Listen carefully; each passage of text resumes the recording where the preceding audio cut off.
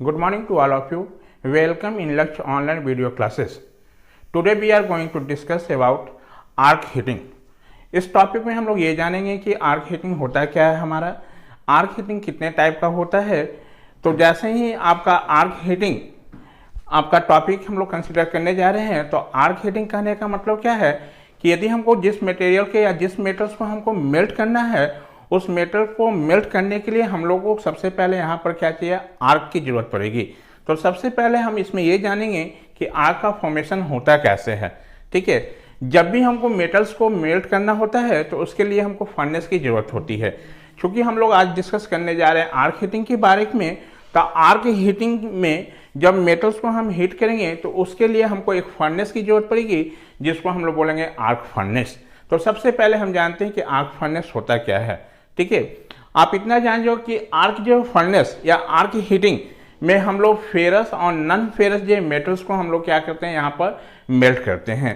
Basically हम arc जो furnace जो हमारा यूज होता है वो आपका फेरस और नॉन फेरस मेटल्स को आपको मेल्ट करने के लिए और एक्सट्रैक्शन जो पर्पस करने के लिए इस फर्नेस का यूज किया जाता है। ठीक है, तो आपको मेटल और नॉन जो मेटल्स और नॉन मेटल जो फेरस हमारा जो है, फेरस और नॉन फेरस मेटल्स हमारा जो है, इसको आपको मेल्ट करने के लिए या एक्सट्रैक्ट करने के लिए हमको हाई जेट टेम्परेचर की रिक्वायरमेंट होती है। ठीक है, तो हाई जेट टेम्परेचर हम इसमें कैसे ऑब्टेन करते हैं, तो सबसे पहले ये जानेंगे हमारा कि आर्क जो फर्नेस में हम हाई टेम्परेचर ऑब्टेन कैसे करते हैं। तो इस टॉपिक में हम लोग डील करेंगे कि आर्क हीटिंग होता क्या है हमारा। ठीक है, आर्क हीटिंग कितने टाइप का होता है, हम लोग इसके बारे में हम लोग जानेंगे। तो सबसे पहले आर्क हीटिंग जानने के पहले हम ये जानेंगे कि आर्क हमारा फर्नेस होता क्या है हमारा। ठीक है, जैसे कि लिखे हुए हैं हम लोग टॉपिक में, वहाँ पर पहले डिस्कस करेंगे आर्क फर्नेस के बारे में। उसके बाद हम लोग जानेंगे कि आर्क आपका हीटिंग क्या होता है हमारा, आर्क हीटिंग कितने टाइप का होता है। तो इसी टॉपिक में जैसे ही हमारा आर्क हीटिंग का कंसेप्ट आ रहा है, तो आर्क हीटिंग में सबसे पहले हम ये जानेंगे कि आर्क का फॉर्मेशन कैसे होता है, आर्क को हम लोग फॉर्म कैसे करेंगे। जब आर्क को हम फॉर्म कर देंगे तो उसी आर्क के हेल्प से हमको क्या करना है, आपको मेटल्स को हमको क्या कराना है, मेल्ट कराना है। ठीक है, तो आपको मेटल को मेल्ट कराने के लिए यहाँ पर हमको आर्क की रिक्वायरमेंट होगी। तो सबसे पहले हम ये जानेंगे कि आर्क का फॉर्मेशन होता कैसे हम। जैसे आप जानते हो कि किसी भी मेटल्स को हमारा, ठीक है, आपको मेल्ट करने के लिए उसको हमको फर्नेस की जरूरत होती है। क्योंकि हमको आर्क हीटिंग हम जानते हैं, तो इसके लिए जो फर्नेस हम लोग डिजाइन करेंगे उस फर्नेस को हम बोल रहे हैं आर्क फर्नेस। और आर्क जो फर्नेस के हेल्प से हम क्या करते हैं, किसी भी फेरस और नॉन फेरस जो मेटल को मेल्ट करने के लिए या एक्सट्रैक्शन करने के लिए हम लोग यूज करते हैं। ठीक है, इस फेरस और नॉन फेरस मेटल को मेल्ट करने के लिए, एक्सट्रैक्शन करने के लिए हमको हाई टेम्परेचर की रिक्वायरमेंट होती है। तो हाई टेम्परेचर हम इसमें कैसे ऑब्टेन करेंगे, ठीक है, ये हम लोग जानने की कोशिश करेंगे। तो सबसे पहले यहाँ पर ये जानना है कि आर्क का फॉर्मेशन होता कैसे है। तो आर्क जो हमारा फॉर्म जो होगा वो दो मेथड से हम लोग आर्क को फॉर्म कर सकते हैं। एक को हम लोग बोलते हैं लो टेंशन स्ट्राइक मेथड और दूसरे को बोलते हैं हाई टेंशन स्ट्राइक मेथड। ठीक है, तो सबसे पहले ये जानेंगे कि आर्क होता क्या है हमारा। बेसिकली हमारा क्या है, आपका एयर में जो हमारा करंट जो फ्लो हो रहा है हमारा, यदि एयर में हम करंट को पास करा दें तो ये जो flow of current in air is known as arc, उसको क्या बोल देंगे, आर्क। यानी आर्क का यदि डिफिनेशन बोला जाए तो हम कह सकते हैं कि N arc is the flow of current in air gap between to conducting क्या मीडियम हमारा, या टू कंडक्टिंग बॉडी। यदि दो जो कंडक्टिंग जो बॉडी है और उस दो कंडक्टिंग जो बॉडी के बीच में जो हमारा यदि एयर गैप है और उस एयर गैप में यदि हमारा करंट जो पास हो रहा हो, तो हम कहेंगे कि वहां पर आर्क का फॉर्मेशन हो रहा है। ठीक है, तो आर्क हम लोग सबसे पहले कैसे फॉर्म करेंगे, तो आर्क को फॉर्म करने का हमारा दो मेथड है। एक को हम लोग बोलते हैं लो टेंशन स्ट्राइक मेथड और दूसरे को बोलते हैं हाई टेंशन स्ट्राइक मेथड। लो टेंशन स्ट्राइक मेथड से हम टेम्परेचर अप टू 3000 से 3500 डिग्री सेंटीग्रेड तक हम लोग ऑब्टेन कर सकते हैं। ठीक है, तो सबसे पहले आपको ये जो बताए हैं वहां पर हम लोग आर्क फर्नेस में, तो आर्क फर्नेस क्या हुआ, the furnace use for melting and extraction of ferrous and non ferrous metal need a high temperature operation. जैसे बताया अभी, इसके लिए हमको क्या होगा, फेरस और नॉन फेरस मेटल्स को यदि मेल्ट करना हो या एक्सट्रैक्ट करना हो तो इसके लिए हमको हाई टेम्परेचर की रिक्वायरमेंट होगी हमारा। अब यहाँ पर कैसे हम लोग ऑब्टेन करेंगे ये आर्क? तो one of the method is through the production of electric arc which gives an arc temperature between 3000 degree centigrade to 3500 degree centigrade on low tension operation.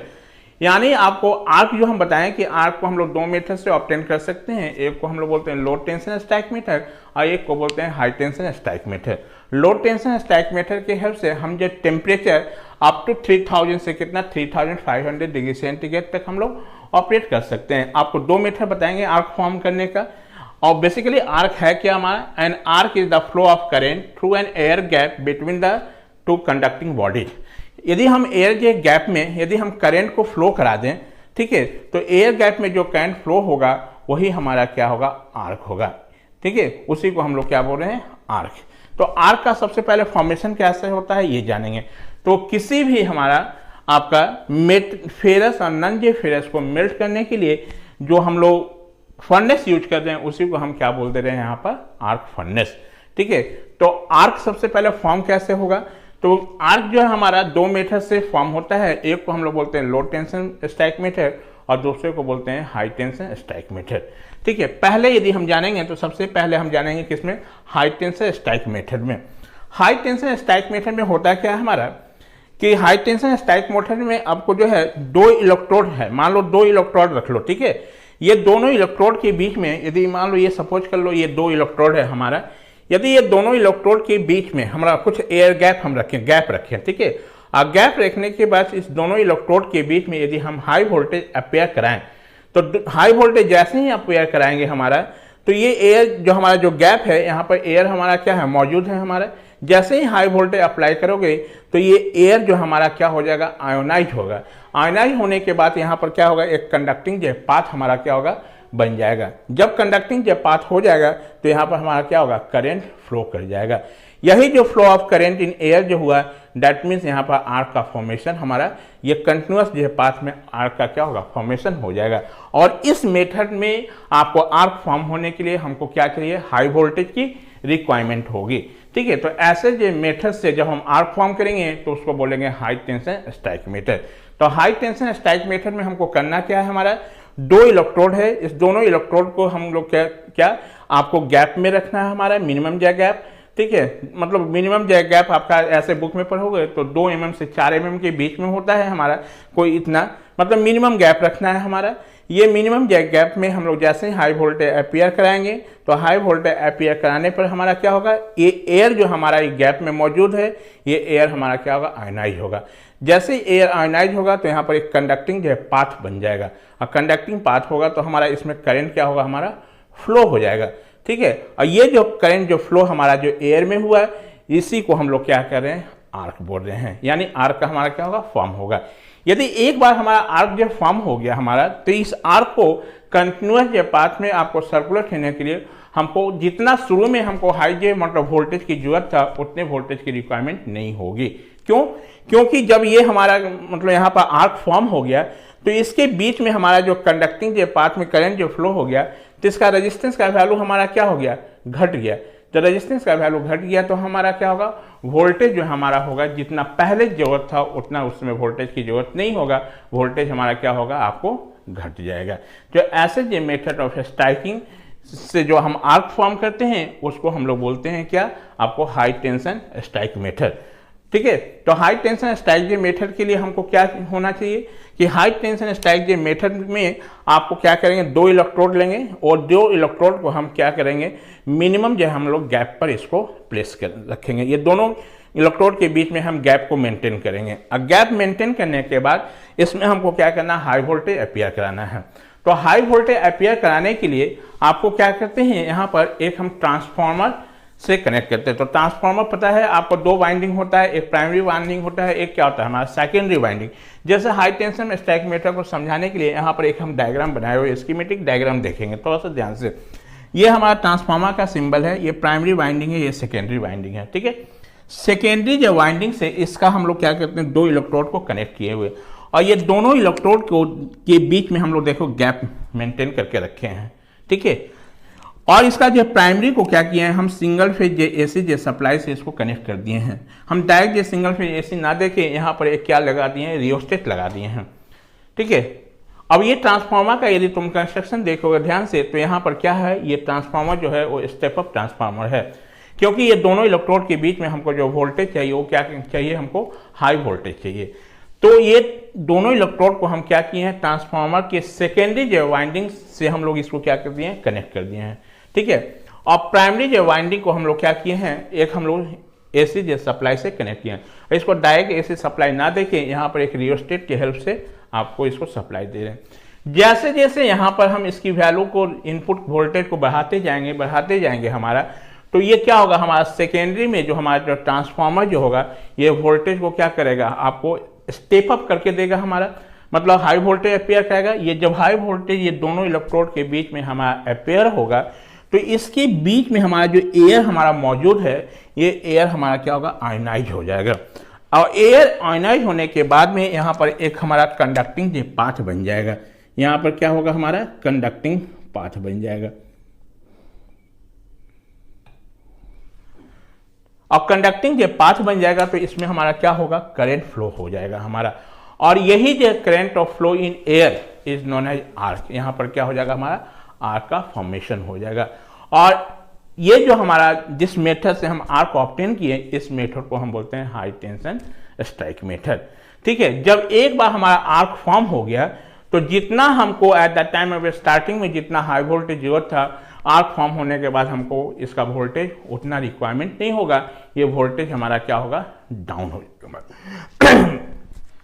ठीक है। मतलब उस समय हमारा क्या होगा, ये दोनों कॉइल के बीच में उतनी वोल्टेज की रिक्वायरमेंट नहीं होगी।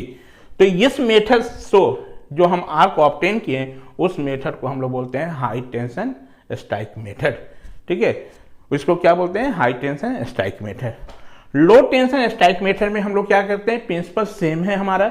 लो टेंशन स्ट्राइक मेथड में करने के लिए क्या करना है कि यहाँ पर हमको दोनों इलेक्ट्रोड के बीच में जो वोल्टेज चाहिए वो हमारा लो वोल्टेज चाहिए। ठीक है। मतलब आपको हाई वोल्टेज की जरूरत नहीं है। तो इसका मतलब लो वोल्टेज जरूरत है तो हमारा सेम हमारा क्या होगा, आपका कंस्ट्रक्शन जो इसी टाइप का होगा। ओनली यहाँ पर सेकेंडरी में जो इलेक्ट्रोड जो कनेक्टेड है वहाँ पर जो हम ट्रांसफार्मर इसके लिए यूज कर लेंगे वो स्टेप डाउन ट्रांसफार्मर यूज कर लेंगे। ठीक है। स्टेप डाउन ट्रांसफार्मर यूज करोगे तो इसका सेकेंडरी जो वाइंडिंग जो होगा हमारा, उससे हम लोग क्या कर देंगे, आपका दो इलेक्ट्रोड को कनेक्ट कर देंगे। ठीक है। और प्राइमरी को हम लोग क्या करेंगे, सप्लाई देंगे। जैसे ही प्राइमरी को दोगे तो ये सेकेंडरी में हमको वोल्टेज क्या होगा, डाउन करके देगा हमारा। अब इसमें क्या करना है, यहाँ पर क्या करना है कि पहले वाले मेथड में हाई टेंशन स्ट्राइक मेथड में हम दो इलेक्ट्रोड के बीच में हम लोग गैप मेंटेन रखे थे, यहाँ पर गैप मेंटेन नहीं रखना है। ये दोनों इलेक्ट्रॉन को क्या करना, मोमेंटली मतलब अचानक हमको शॉर्ट कराना है। ठीक है। और शॉर्ट कराने के बाद हमको मतलब फिर वापस आपको लेते आना है। ठीक है, खींच लेना है। तो इससे क्या होगा, जैसे ही शॉर्ट सर्किट कराओगे हमारा तो वहां से हमारा क्या होगा, आर्क फॉर्म होगा और वो आर्क हमारा कंटिन्यूअस क्या होगा, उस पाथ में फ्लो होते रहेगा। ऐसे जो method of striking off arc को हम लोग बोलते हैं लो टेंशन स्ट्राइक मेथड। ठीक है। और लो टेंशन स्ट्राइक मेथड की हेल्प से हम जो टेम्परेचर 3000 डिग्री सेंटीग्रेड से 3500 डिग्री सेंटीग्रेड तक टेम्परेचर हम लोग ऑब्टेन कर सकते हैं। तो ये डिपेंड करेगा हमारा कि इलेक्ट्रोड कैसा है हमारा। तो आपको लो टेंशन स्ट्राइक मेथड में जो हम लोग इलेक्ट्रोड जो यूज करते हैं वो 3 टाइप का होता है। एक को हम लोग बोलते हैं आपका कार्बन इलेक्ट्रोड, दूसरे को बोलते हैं ग्रेफाइट इलेक्ट्रोड और तीसरे को हम लोग बोलते हैं सेल्फ बेकिंग इलेक्ट्रोड। ठीक है।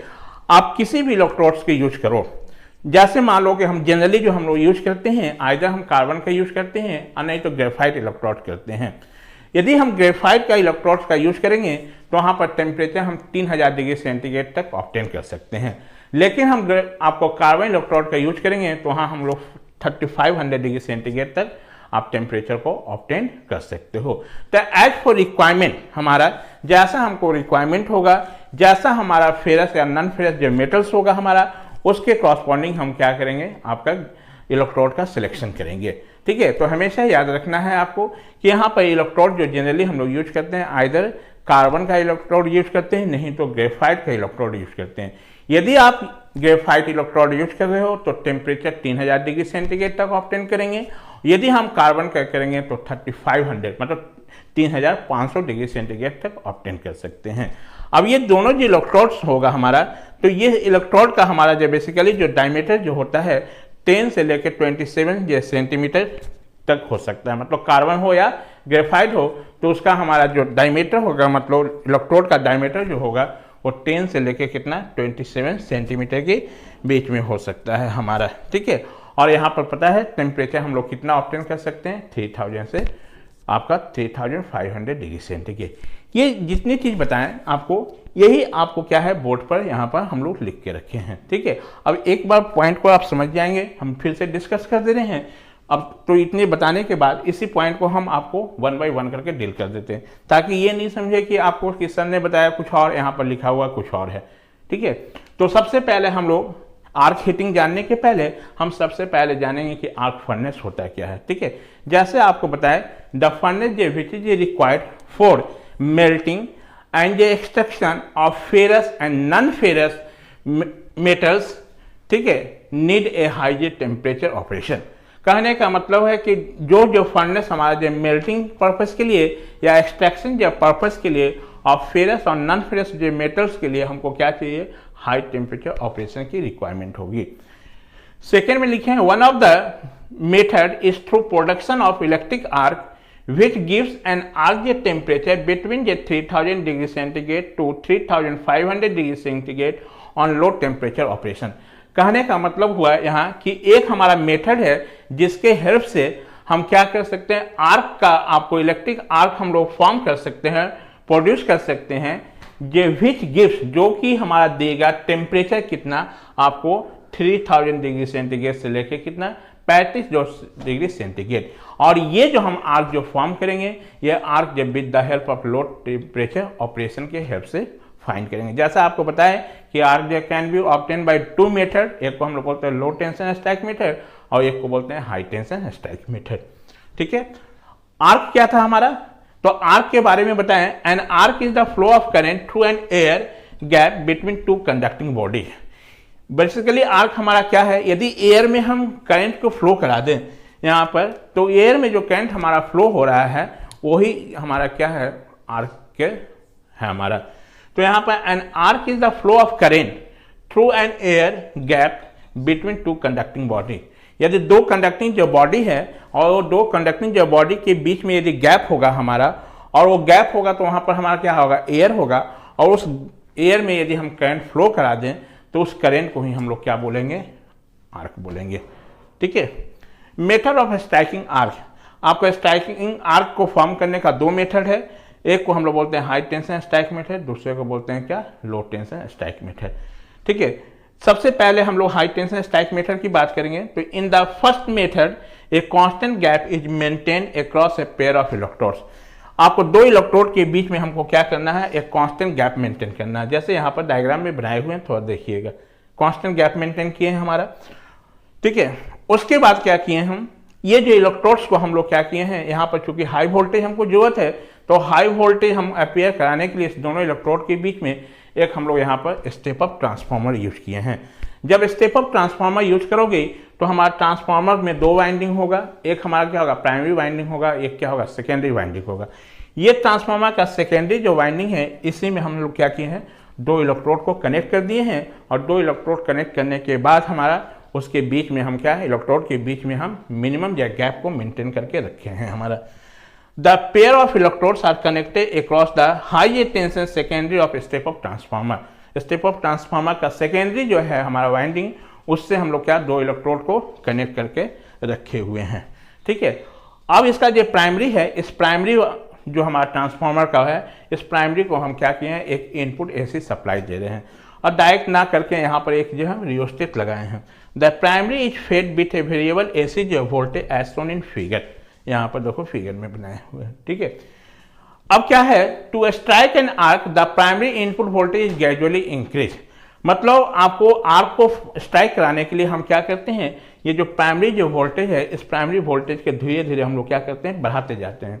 जैसे जैसे इस वोल्टेज को बढ़ाओगे तो ये ट्रांसफार्मर हमारा क्या करेगा, जितना ही वोल्टेज यहाँ से लेगा उसको क्या करेगा, स्टेप अप करके हमको क्या हो जाएगा, इस इलेक्ट्रोड के बीच में हमारा वोल्टेज अपेयर कराया जाएगा। जब हाई टेंशन वोल्टेज दोनों के बीच में अपेयर होगा, एक स्टेज ऐसा आएगा हमारा, जैसे जैसे इस वोल्टेज की वैल्यू के इनपुट को बढ़ाते जाओगे, हमारा क्या होगा, आपको इस इलेक्ट्रोड के बीच में हमारा जो वोल्टेज जो होगा वो क्या होगा, हाई वोल्टेज यहाँ पर अपीयर होगा। एक स्टेज ऐसा आएगा हमारा कि ये दोनों हमारा जो गैप के बीच में जो हमारा एयर हमारा मौजूद है, ये एयर हमारा क्या हो जाएगा, आपका आयोनाइज हो जाएगा। और एयर जब आयोनाइज होगा तो यहाँ एक कंडक्टिंग पाथ हो जाएगा, और जब कंडक्टिंग जो पाथ बन जाएगा तो इसमें क्या होगा, हमारा करंट का फ्लो हो जाएगा हमारा, ठीक है। और करंट का फ्लो जो एयर में जो हुआ, यही हमारा क्या होगा, इससे आर्क का फॉर्मेशन होगा। और ये कंटिन्यूस हमारा आर्क जो होगा, ये एयर जो है हमारा गैप जो है, इसमें हमारा क्या होगा, सर्कुलेट होते रहेगा।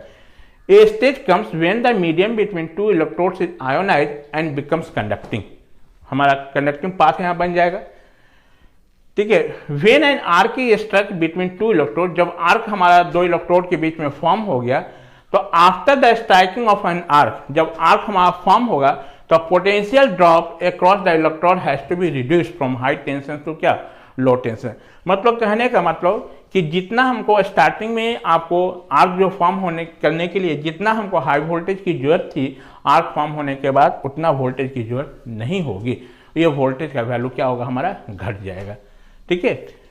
यही यहाँ पर लिखा हुआ है, since the conducting gap between two electrode has negligible low resistance as compare to the gap between before striking in arc. मतलब शुरू में स्ट्राइकिंग ऑफ था तो उस समय हमारा क्या रेजिस्टेंस का वैल्यू हमारा ज़्यादा था, और ज़्यादा यदि रेजिस्टेंस है हमारा तो वहाँ पर हमको क्या होगा, वोल्टेज की वैल्यू क्या होगा, हमको ज़्यादा चाहिए, ठीक है। जब हम यहाँ पर आर्क फॉर्म हो गया तो आर्क फॉर्म होने के बाद यहाँ पर जो इसके बीच का जो रेजिस्टेंस का जो वैल्यू होगा वो हमारा क्या होगा, बहुत ही कम होगा, और कम होगा तो हमारा क्या होगा, उतनी वोल्टेज की जरूरत नहीं होगा। यानी आर्क जब फॉर्म हो जाएगा तो उस आर्क को मेंटेन करने के लिए हमको हाई वोल्टेज की रिक्वायरमेंट नहीं है, वहाँ पर क्या होगा, वोल्टेज हमारा नॉर्मल जो सप्लाई जो वोल्टेज जितना है उसी वोल्टेज पर वो आर्क हमारा क्या कंटिन्यूस उसमें फ्लो होते रहेगा। और ऐसे जो मेथड से जो हम आर्क फॉर्म किए उस मेथड को हम बोलते हैं हाई टेंशन स्ट्राइक मेथड, ठीक है। तो ये डायग्राम बना हुआ है, तो यहाँ पे याद रखेंगे ये क्या है, इसका प्राइमरी वाइंडिंग है, ये क्या है, सेकेंडरी वाइंडिंग है, ये दोनों हमारा क्या है, इलेक्ट्रोड्स है, ये दोनों के बीच में गैप था हमारा। जब हम हाई वोल्टेज अपीयर करा दिए तो ये गैप एयर हमारा क्या हो गया, आयोनाइज हो गया। आयोनाइज होने से यहाँ पर एक कंडक्टिंग पाथ बन गया, जिससे हमारा क्या हो गया, करंट का फ्लो हो गया, ठीक है। और हमारा क्या होता है, एयर में जो करंट हमारा फ्लो हो रहा है दो कंडक्टिंग जो पाथ के बीच में, उसी को हम लोग क्या बोलते हैं, आर्क हमारा, यानी आर्क का फॉर्मेशन हो गया हमारा। तो ये हमारा आर्क जो फॉर्म किए जिस मेथड से, उस मेथड को हम लोग बोलते हैं हाई टेंशन स्ट्राइक मेथड। दूसरा हमारा जो है आर्क जो फॉर्म करने का, उसको हम लोग बोल रहे हैं लो टेंशन स्ट्राइक मेथड, ठीक है। लो टेंशन स्ट्राइक मेथड में क्या करना है, आर्क को फॉर्म करने के लिए हमको लो वोल्टेज की जरूरत है। तो लो वोल्टेज हम ऑब्टेन करने के लिए आपको क्या किए हैं, यहाँ पर हम लोग स्टेप अप ट्रांसफार्मर यूज किए थे हाई टेंशन स्ट्राइक मेथड के लिए। यहाँ पर जो ट्रांसफार्मर यूज करेंगे वो क्या होगा, हमारा आपका स्टेप डाउन ट्रांसफार्मर का हम लोग यूज करेंगे, ठीक है। डायग्राम सेम होगा हमारा, यहाँ पर स्टेप डाउन ट्रांसफार्मर होगा, तो स्टेप डाउन में हमारा क्या होगा, सेकेंडरी जो वाइंडिंग में जो नंबर ऑफ टर्न्स आपको कम रखना है हमारा, और सेकेंडरी से हम लोग दो इलेक्ट्रोड को कनेक्ट करके रखेंगे, ठीक है। दो इलेक्ट्रोड कनेक्ट करेंगे, अब प्राइमरी को फिर हम लोग क्या करेंगे, एसी जे सप्लाई से देंगे। जैसे जैसे वोल्टेज की वैल्यू को बढ़ाते जाओगे ये वोल्टेज हमारा क्या होगा, घटेगा हमारा, ठीक है। यहाँ पर वोल्टेज सेकेंडरी में क्या मिलेगा, कम मिलेगा। और इस मेथड में हमको क्या कराना है कि जब हम लोग हाई टेंशन स्ट्राइक मेथड में था तो हम दो इलेक्ट्रोड को क्या किए थे, उस दोनों के बीच में हम लोग क्या किए, गैप मेंटेन करके रखे थे। यहाँ पर गैप मेंटेन नहीं करना है, यहाँ पर क्या करना है आपको कि दोनों जो हमारा इलेक्ट्रोड को हमको क्या करना है, मोमेंटली मतलब अचानक इसको क्या करना है, स्ट्राइक कराना है। स्ट्राइक करने के बाद इमीडिएटली हमको तुरंत क्या करना है, वापस खींच लेना है। जैसे ही स्ट्राइक कराओगे तो शॉर्ट सर्किट होगा, शॉर्ट सर्किट होगा तो हमारा क्या होगा, आर्क का फॉर्मेशन हो जाएगा। और ये आर्क जो हमारा जो फॉर्म होगा वो कंटिन्यूस हमारा उस पाथ में क्या होगा, सर्कुलेट करते रहेगा। और ये जो मेथड से जो हम आर्क फॉर्म करेंगे उसी मेथड को हम बोल रहे हैं लो टेंशन स्ट्राइक मेथड। देख ली, in this case electrodes are connected to lower voltage side of transformer. मतलब इस केस में हम लोग को क्या करना चाहिए, लो वोल्टेज चाहिए, इसलिए हम इलेक्ट्रोड को कहाँ करेंगे, हम लोग आपको कनेक्ट जो करेंगे lower voltage side of transformer, यानी इसके लिए हमको स्टेप डाउन ट्रांसफार्मर की रिक्वायरमेंट होगी। These are momentarily short circuited and immediately separated। मतलब आपको क्या करना है, अचानक हमको क्या करना है, इसको शॉर्ट सर्किट करना है, और शॉर्ट सर्किट करने के बाद इमीडिएटली तुरंत हमको क्या करना है, इस दोनों इलेक्ट्रोड को आपको क्या करना, मतलब सेपरेट कर देना है, उसको अलग कर देना है। इससे क्या होगा, हमारा आपको आर्क का फॉर्मेशन हो जाएगा हमारा, ठीक है।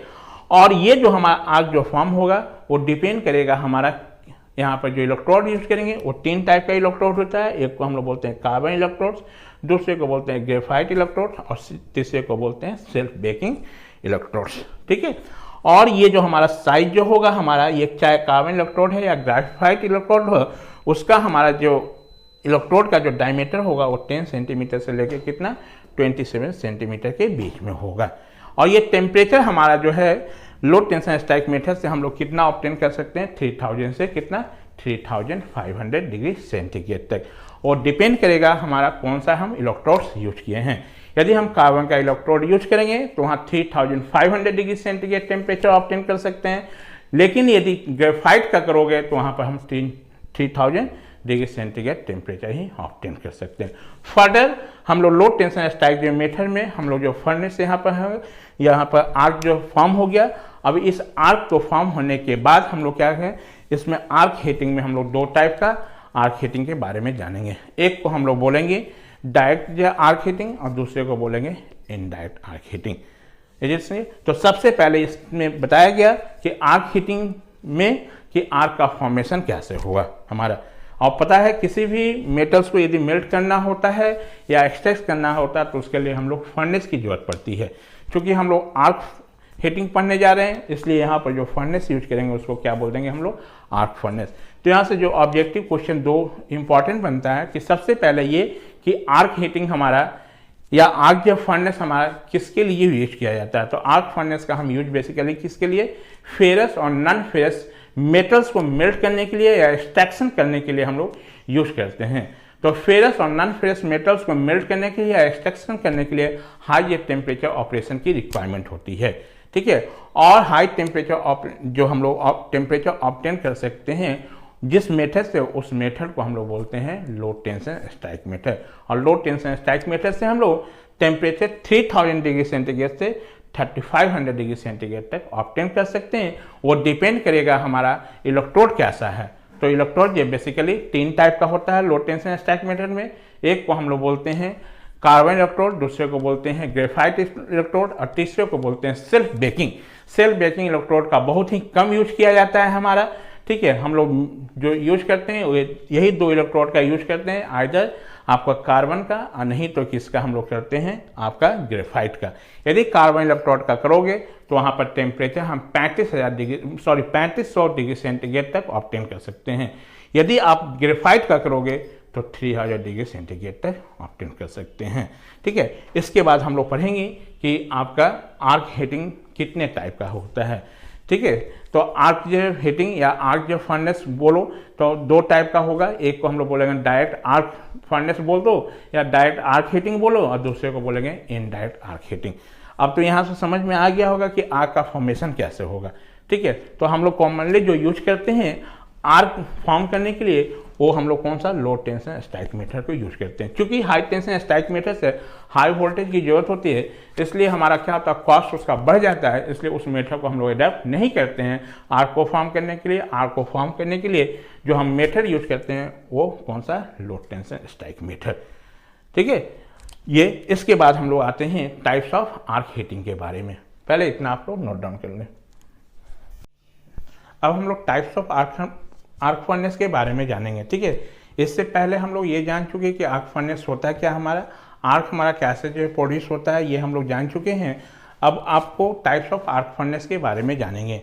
तो बेसिकली 2 टाइप का आर्क जो फर्नेस हमारा डिजाइन किया जाता है, एक को हम लोग बोलते हैं डायरेक्ट आर्क फर्नेस और दूसरे को बोलते हैं इनडायरेक्ट आर्क फर्नेस। इसी को कभी कभी क्वेश्चन में ऐसे भी आ जाता है टाइप्स ऑफ आर्क हीटिंग। तो there are 2 types of arc heating, ठीक है। One is known as direct arc heating बोलो या डायरेक्ट आर्क फर्नेस बोलो, बात एक ही है, हमारा घुमाकर क्वेश्चन को पूछा जाता है।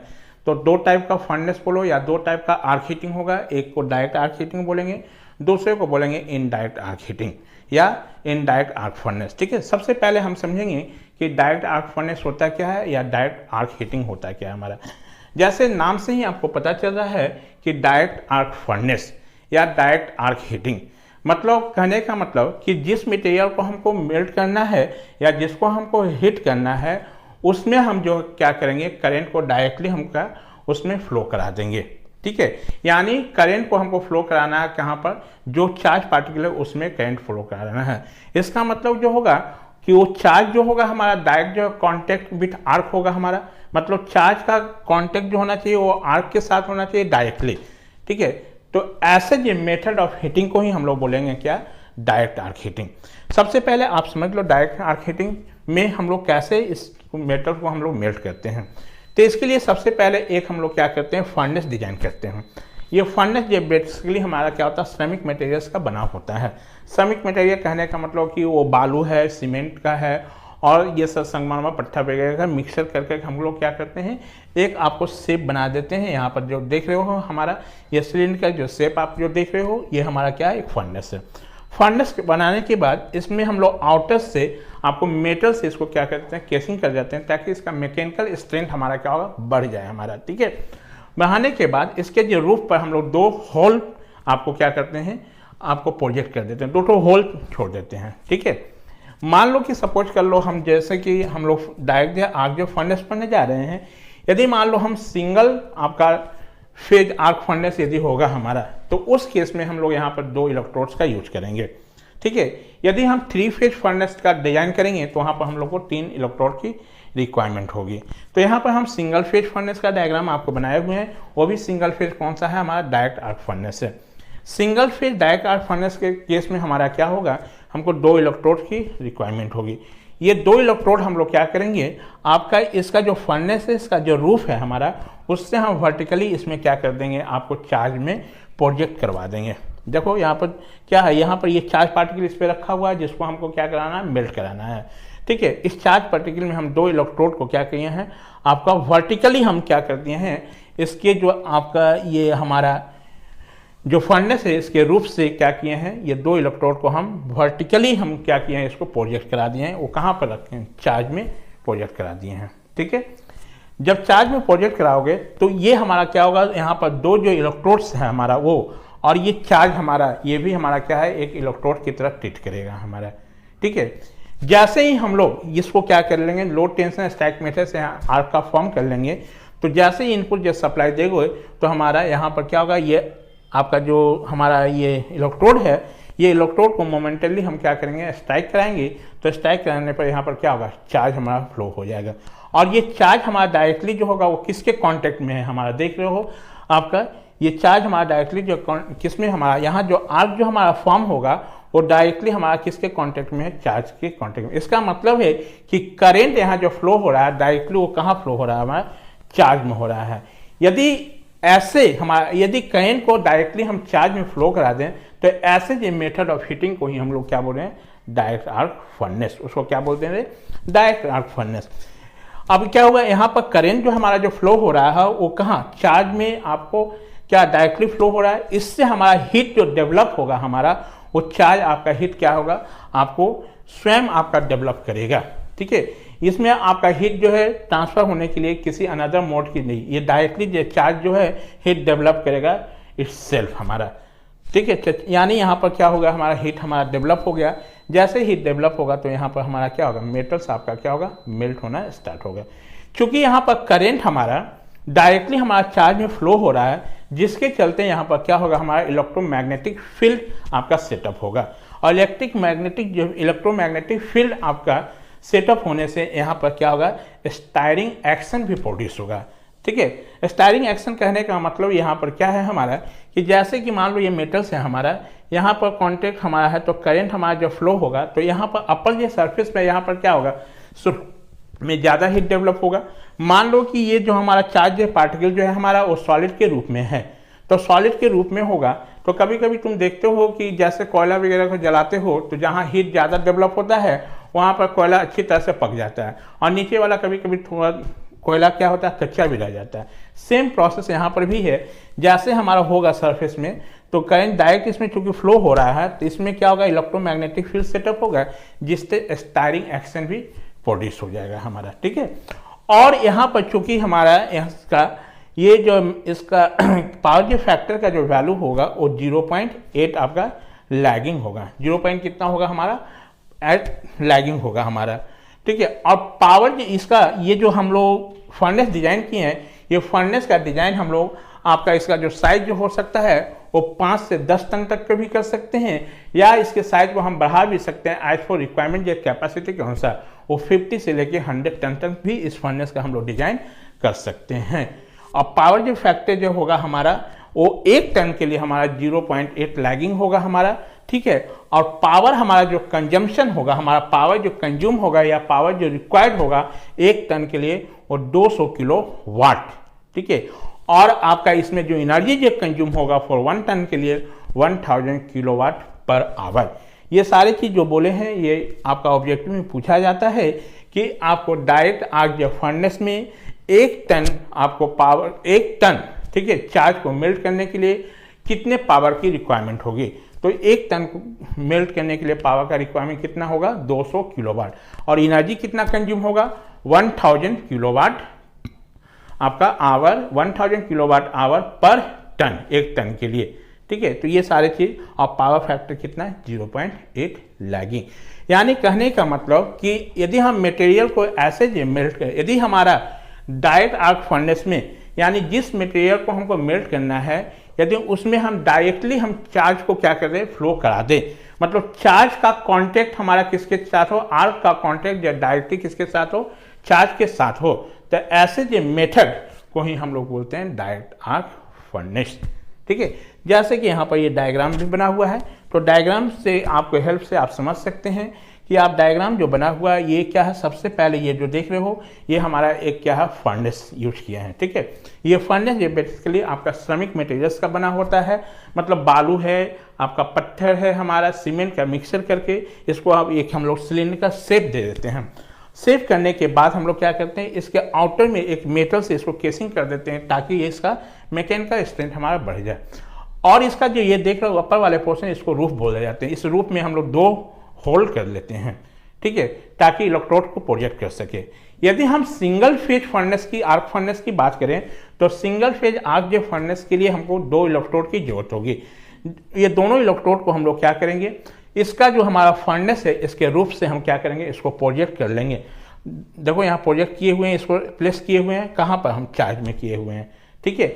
यदि 3 फेज सप्लाई मतलब 3 फेज फर्नेस यदि डिजाइन करेंगे तो वहाँ पर क्या करेंगे, 3 इलेक्ट्रोड को हम लोग प्रोजेक्ट कराएंगे। और 3 इलेक्ट्रोड को हम लोग कैसे प्रोजेक्ट करेंगे, वो तीनों इलेक्ट्रोड को ऐसे आपको प्रोजेक्ट करना है कि वहाँ से हमारा एक इक्विलैटरल ट्रायंगल का शेप बन जाए। मतलब इसके कॉर्नर से एक यहाँ प्रोजेक्ट कर देंगे, एक यहाँ पर, ये तीनों करेंगे तो एक इक्विलैटरल ट्रायंगल का शेप हमारा बन जाएगा। तो वहाँ पर 3 आपका क्या होगा, आर्क का फॉर्मेशन होगा।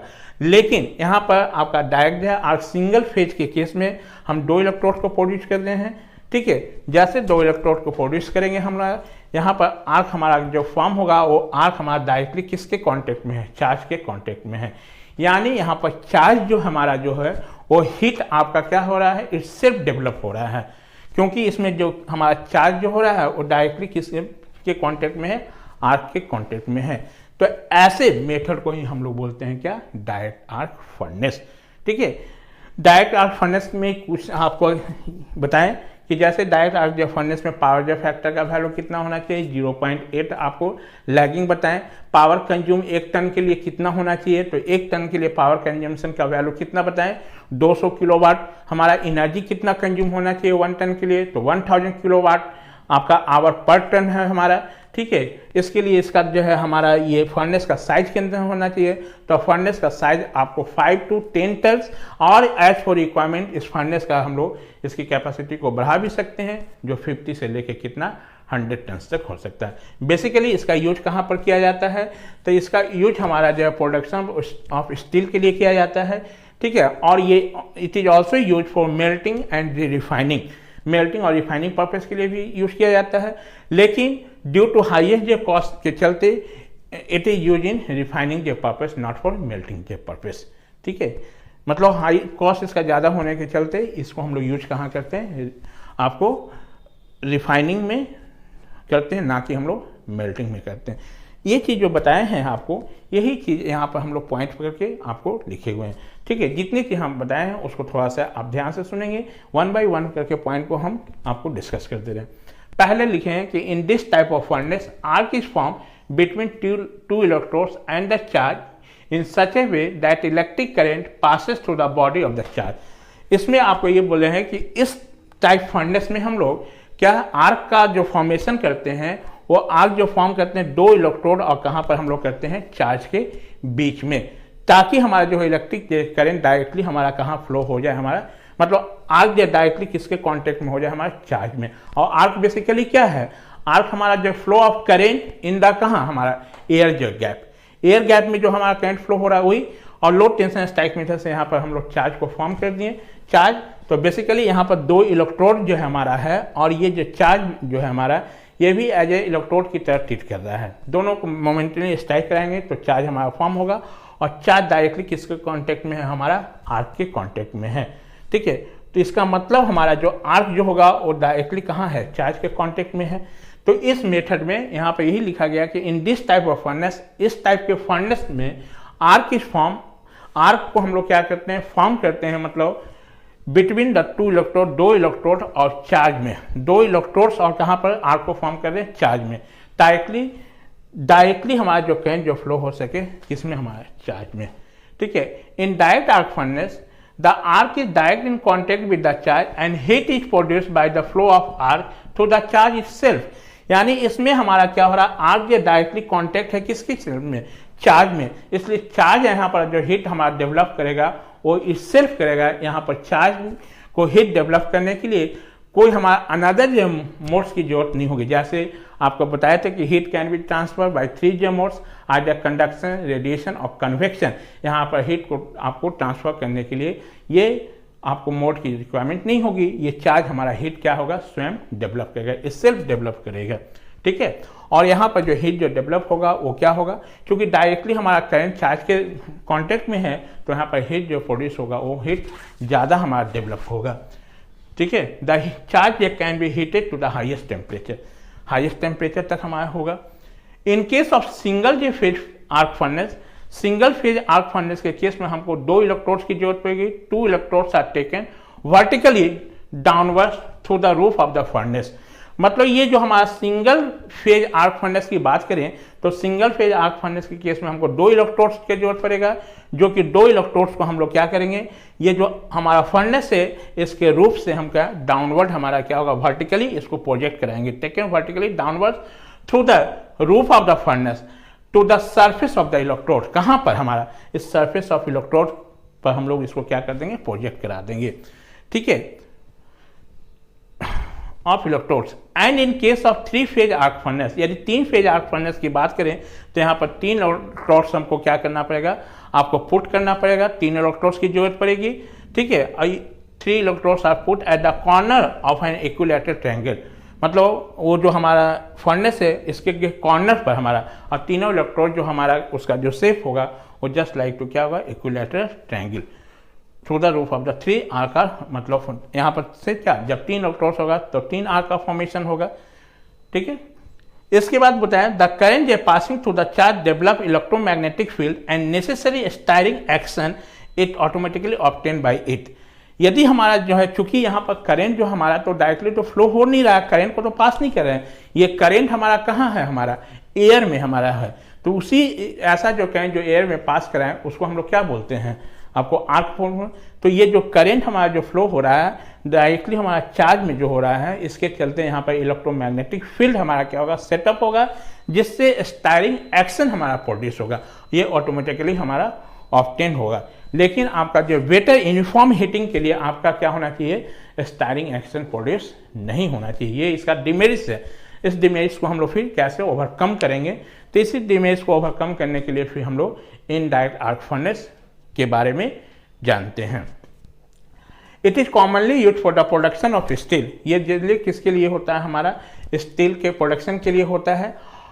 ठीक है, the size of such furnace is between 5 and 10 tons through 50 to 100 tons RJ furnace have also developed। मतलब इसका जो हम लोग फर्नेस का जो साइज जो है वो 5 से 10 टन के लिए, फर्दर यदि रिक्वायरमेंट कैपेसिटी ज़्यादा होगा तो 50 से 100 टन के लिए भी हम इसको डिजाइन कर सकते हैं। और पावर जो फैक्टर इसके लिए हमको कितना चाहिए, the power factor is about 0.8 lagging for 1 ton furnace and power is required about 200 kilowatt and energy consume 1000 kilowatt per ton, 1000 kilowatt hour per ton, जो कि बताए भी थे कि इस मेथड में जो हमारा होगा इसके लिए पावर जो फैक्टर आपका क्या होगा 0.8 होगा और आपका पावर जो रिक्वायर्ड होगा 1 टन हमारा चार्ज को मेल्ट करने के लिए 200 किलोवाट, जो कि ह्यूज अमाउंट ऑफ पावर चाहिए, ठीक है। और एनर्जी जो कंज्यूम होगा वो कितना 1000 किलोवाट आवर पर टन। इस चीज़ को रिमेंबर रखेंगे, ये ऑब्जेक्टिव में पूछा जाता है कि आपका डायरेक्ट आर्क फर्नेस में 1 टन आपको चार्ज को मेल्ट करने के लिए कितना पावर कंजम्पशन होता है। ऑप्शन में आपको रहेगा 200 kilowatt, 300 kilowatt, 400, none of these, तो कितना है 200 किलोवाट, ठीक है। और एनर्जी कंजम्पशन फॉर 1 टन के लिए कितना होगा आपको 1000 किलोवाट आवर पर टन, ठीक है। It is use for melting and refining के पर्पस के लिए, क्योंकि हाई कॉस्ट होने के चलते इसका हम लोग यूज रिफाइनिंग पर्पस में यूज करते हैं, मेल्टिंग पर्पस में नहीं करते हैं। समझ में बात आई, यानी नाम से ही हम लोग पता चल रहा है डायरेक्ट आर्क फर्नेस कहने का मतलब कि यदि जिस मटेरियल को हमको मेल्ट करना है यानी उस मटेरियल को डायरेक्टली हम क्या कर दें, उसमें चार्ज को क्या कर दें, फ्लो करा दें, ठीक है। तो ऐसे ये मेथड ऑफ हीटिंग को ही हम लोग बोलेंगे डायरेक्ट आर्क फर्नेस, ठीक है। नेक्स्ट ईयर क्लास में हम लोग आपको इनडायरेक्ट आर्क फर्नेस के बारे में डिस्कस करेंगे या इनडायरेक्ट आर्क हीटिंग के बारे में डिस्कस करेंगे। Thank you.